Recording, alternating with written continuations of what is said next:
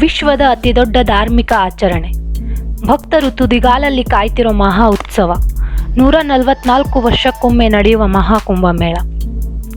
Friends, ವಿಶ್ವದ ಅತಿದೊಡ್ಡ ಧಾರ್ಮಿಕ ಆಚರಣೆಯಾಗಿರೋ ಮಹಾಕುಂಭಮೇಳ ಇದೇ ಜನವರಿ 13ರಿಂದ ಉತ್ತರ ಪ್ರದೇಶದ ಪ್ರಯಾಗ್ರಾಜ್ನಲ್ಲಿ ಅದ್ಧೂರಿಯಾಗಿ ನಡೆಯೋಕೆ ಸಜ್ಜಾಗಿದೆ.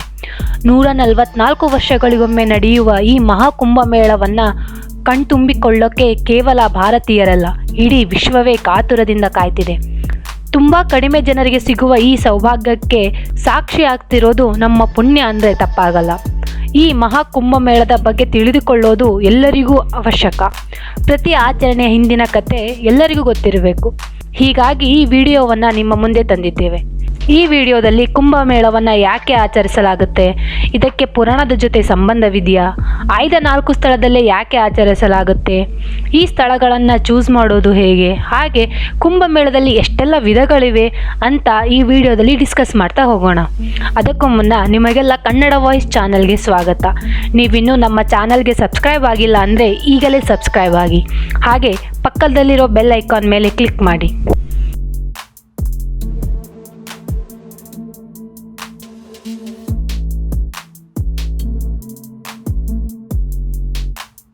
ನೂರ 144 ವರ್ಷಗಳಿಗೊಮ್ಮೆ ನಡೆಯುವ ಈ ಮಹಾಕುಂಭಮೇಳ ನಮ್ಮ ಅದೃಷ್ಟಕ್ಕೆ ಇದೇ ವರ್ಷ ಬಂದಿದೆ.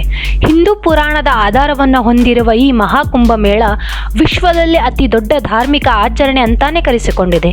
ಈ ಆಚರಣೆಯಲ್ಲಿ ಸಾಧು, ಸಂತರು, ತಪಸ್ವಿಗಳು ಸೇರಿದಂತೆ ಸಾಮಾನ್ಯ ಜನರು ಆಚರಣೆಯಲ್ಲಿ ಪಾಲ್ಗೊಳ್ತಾರೆ. 4 ಪುಣ್ಯ ಸ್ಥಳಗಳಲ್ಲಿ ಈ ಮೇಳವನ್ನು ನೆರವೇರಿಸಲಾಗುತ್ತದೆ. ಉತ್ತರ ಪ್ರದೇಶದ ಗಂಗಾ, ಯಮುನಾ, ಸರಸ್ವತಿ ನದಿಗಳ ಸಂಗಮ ತೀರವಾದ ಪ್ರಯಾಗ್ರಾಜ್, ಉತ್ತರಾಖಂಡದ ಗಂಗಾ ನದಿಯ ದಡದಲ್ಲಿರೋ ಹರಿದ್ವಾರ, ಕ್ಷಿಪ್ರಾ ನದಿ ತಟದಲ್ಲಿರೋ ಮಧ್ಯಪ್ರದೇಶದ ಉಜ್ಜಯಿನಿ ಹಾಗೂ ಗೋದಾವರಿ ತಟದಲ್ಲಿರೋ ಮಹಾರಾಷ್ಟ್ರದ ನಾಸಿಕ್ನಲ್ಲಿ ಮೇಳವನ್ನು ಆಚರಿಸಲಾಗುತ್ತದೆ. ಈ ಸ್ಥಳದ ಆಯ್ಕೆ ಹೇಗೆ ಅನ್ನೋದನ್ನು ಇದೇ ವಿಡಿಯೋದಲ್ಲಿ ಸ್ವಲ್ಪ ಮುಂದೆ ಹೇಳ್ತೀವಿ. ಅದಕ್ಕೂ ಮೊದಲು ಈ ಬಾರಿ ನಡೆಯುತ್ತಿರುವ ಮಹಾಕುಂಭಮೇಳದ ಬಗ್ಗೆ ವಿವರವಾಗಿ ಹೇಳಿಬಿಡ್ತೀವಿ. ಈ ಬಾರಿ ಮಹಾಕುಂಭಮೇಳ ಇದೇ ಜನವರಿ 13ರಿಂದ ಶುರುವಾಗಲಿದೆ.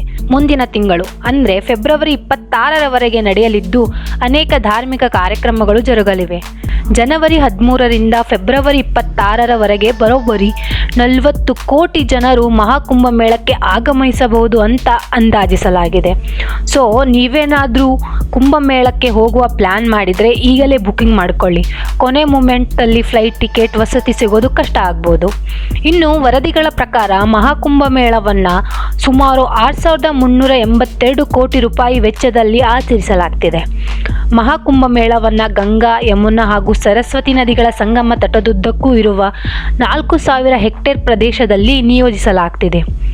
ಮಹಾಕುಂಭಮೇಳದ ಟೈಮಲ್ಲಿ ಪ್ರಮುಖವಾಗಿ ಜನರು ತಮ್ಮ ಪಾಪ ಕರ್ಮಗಳಿಂದ ಮುಕ್ತರಾಗೋಕೆ ಪವಿತ್ರ ನದಿಯಲ್ಲಿ ಸ್ನಾನ ಮಾಡ್ತಾರೆ. ಒಟ್ಟು 4 ಬಾರಿ ಪವಿತ್ರ ಸ್ನಾನವನ್ನು ಮಾಡಲಾಗುತ್ತದೆ. ಜನವರಿ 14 ಅಂದರೆ ಮಕರ ಸಂಕ್ರಾಂತಿ ದಿನದಂದು, ಜನವರಿ 29 ಮೌನಿ ಅಮಾವಾಸ್ಯದಂದು, 3ನೇ ಪವಿತ್ರ ಸ್ನಾನವನ್ನು ಫೆಬ್ರವರಿ 3ರಂದು ಬರುವ ವಸಂತ ಪಂಚಮಿಯಂದು ಹಾಗೂ ಕೊನೆಯ ಪವಿತ್ರ ಸ್ನಾನವನ್ನು ಮಹಾಶಿವರಾತ್ರಿ ಫೆಬ್ರವರಿ 20ರಂದು ಮಾಡಲಾಗುತ್ತೆ.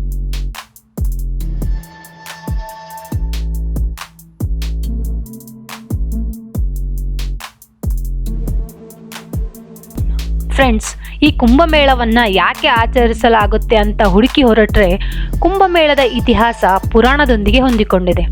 ನಿಮಗೆಲ್ಲ ಪುರಾಣದಲ್ಲಿ ಬರುವ ಸಮುದ್ರ ಮಂಥನದ ಕತೆ ಗೊತ್ತಿರಬಹುದು.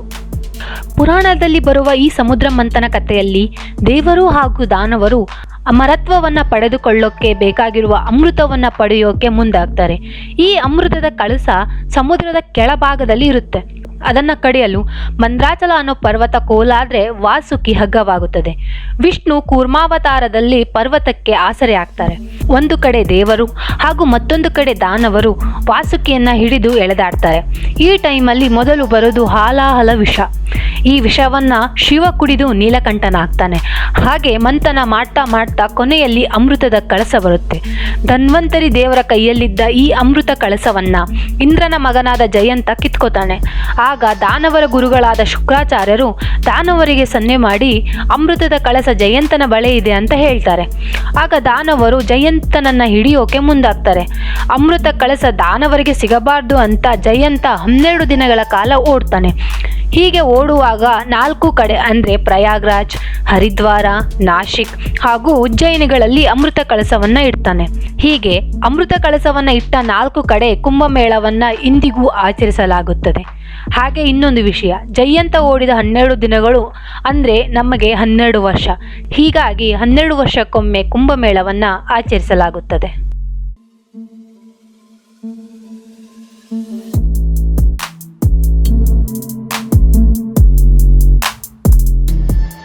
ಹೀಗೆ ಆಚರಿಸುವ ಕುಂಭಮೇಳದಲ್ಲಿ ಅನೇಕ ವಿಧಗಳಿವೆ. ಸಾಮಾನ್ಯ ಕುಂಭಮೇಳವನ್ನು ಪ್ರತಿ 3 ವರ್ಷಗಳಿಗೊಮ್ಮೆ ಆಚರಿಸಲಾಗುತ್ತದೆ. ಹಾಗೆ ಅರ್ಧ ಕುಂಭಮೇಳವನ್ನು 6 ವರ್ಷಗಳಿಗೊಮ್ಮೆ ಹರಿದ್ವಾರ ಹಾಗೂ ಪ್ರಯಾಗ್ರಾಜ್ನಲ್ಲಿ ನೆರವೇರಿಸಲಾಗುತ್ತೆ. ಇನ್ನು 12 ವರ್ಷಗಳಿಗೊಮ್ಮೆ ನಡೆಯುವ ಕುಂಭಮೇಳವನ್ನು ಪ್ರಯಾಗ್ರಾಜ್, ಹರಿದ್ವಾರ, ಉಜ್ಜಯಿನಿ ಹಾಗೂ ನಾಶಿಕ್ಗಳಲ್ಲಿ ಆಚರಿಸಲಾಗುತ್ತದೆ. ಹಾಗೆ ಮಹಾಕುಂಭಮೇಳ ಬರೋಬ್ಬರಿ 144 ವರ್ಷಗಳಿಗೊಮ್ಮೆ ಮಾತ್ರ ನೆರವೇರುತ್ತದೆ. ಇನ್ನು ಈ ಬಾರಿ ಪ್ರಯಾಗ್ರಾಜ್ನಲ್ಲಿ ಮಹಾಕುಂಭಮೇಳವನ್ನು ನಡೆಸಲಾಗುತ್ತದೆ. ಇಲ್ಲಿ ಮತ್ತೊಂದು ಪ್ರಶ್ನೆ ಬರುತ್ತೆ, 4 ಸ್ಥಳಗಳಲ್ಲಿ ಹೇಗೆ ಒಂದು ಸ್ಥಳವನ್ನು ಆಯ್ಕೆ ಮಾಡಲಾಗುತ್ತೆ ಅಂತ. ಈ ಸ್ಥಳವನ್ನು ಜ್ಯೋತಿಷ್ಯ ಶಾಸ್ತ್ರದ ಪ್ರಕಾರ ಆಯ್ಕೆ ಮಾಡಲಾಗುತ್ತದೆ. ಸೂರ್ಯ, ಚಂದ್ರ ಹಾಗೂ ಗುರುಗ್ರಹಗಳ ಸ್ಥಾನದ ಆಧಾರ ಮೇಲೆ ಆಯ್ಕೆ ಮಾಡಲಾಗುತ್ತದೆ. ಇನ್ನು ಕುಂಭಮೇಳವನ್ನು ಮೊದಲ ಬಾರಿಗೆ ಯಾವಾಗ ಶುರು ಮಾಡಲಾಯಿತು ಅನ್ನೋ ಪ್ರಶ್ನೆಗೆ ಒಂದು ಉತ್ತರವಿಲ್ಲ. ಇದಕ್ಕೆ ಹಲವು ದಾಖಲೆಗಳಿವೆ. ಮೊದಲ ಬಾರಿಗೆ ವ್ಯವಸ್ಥಿತವಾಗಿ ಏರ್ಪಡಿಸಿ ಆಚರಿಸಿದ್ದು 1870ರಲ್ಲಿ ಅಂತ ಒಂದು ದಾಖಲೆ ಹೇಳಿದರೆ, ಕ್ರಿಸ್ತಶಕ 629 ಹಾಗೂ 645 ನಡುವೆ ಭಾರತಕ್ಕೆ ಬಂದಿದ್ದ ಚೀನಾದ ಸನ್ಯಾಸಿ ಶ್ಯಾನ್ಜಂಗ್ ತಮ್ಮ ಲಿಖಿತ ದಾಖಲೆಯಲ್ಲಿ ಕುಂಭಮೇಳದ ಬಗ್ಗೆ ಉಲ್ಲೇಖಿಸಿರುವ ಮಾಹಿತಿ ಕೂಡ ಇದೆ. ಹಾಗೆ 16ನೇ ಶತಮಾನದಲ್ಲಿ ತುಳಸಿದಾಸರು ರಚಿಸಿರೋ ರಾಮಚರಿತ ಮಾನಸದಲ್ಲೂ ವಾರ್ಷಿಕವಾಗಿ ಪ್ರಯಾಗ್ರಾಜ್ನಲ್ಲಿ ನಡೆಯುವ ಮೇಳದ ಬಗ್ಗೆ ಉಲ್ಲೇಖವಿದೆ. ಇದೇ ರೀತಿ ಇತಿಹಾಸದ ಅನೇಕ ದಾಖಲೆಗಳಲ್ಲಿ ಕುಂಭಮೇಳದ ಬಗ್ಗೆ ಅನೇಕ ಉಲ್ಲೇಖಗಳಿವೆ.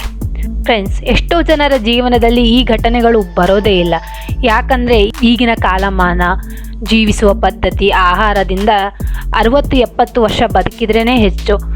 ಆದರೆ ಇದೀಗ ಈ ಅದೃಷ್ಟ ನಮ್ಮ ಪಾಲಿಗೆ ಬಂದಿದೆ. ಸಾಧ್ಯವಾದರೆ ಅಲ್ಲಿಗೆ ಹೋಗಿ ಸುಂದರ ಅನುಭವಕ್ಕೆ ಸಾಕ್ಷಿಯಾಗಿ, ಇಲ್ಲ ಅಂದರೆ ತೊಂದರೆ ಇಲ್ಲ, ಅಲ್ಲಿ ನಡೆಯುವ ಪ್ರತಿಯೊಂದು ಆಚರಣೆಗಳು ಲೈವ್ನಲ್ಲಿ ಆರಾಮಾಗಿ ಸಿಗುತ್ತೆ. ಅದನ್ನೇ ನೋಡಿ ತೃಪ್ತಿಪಟ್ಟುಕೊಳ್ಳೋಣ. ಫ್ರೆಂಡ್ಸ್, ಇದು ಇಂದಿನ ವಿಷಯ. ಇಂಥ ಹೆಚ್ಚಿನ ಮಾಹಿತಿಗಳಿಗಾಗಿ ಕನ್ನಡ ವಾಯ್ಸ್ ಚಾನಲನ್ನು ಫಾಲೋ ಮಾಡಿ. ಧನ್ಯವಾದ.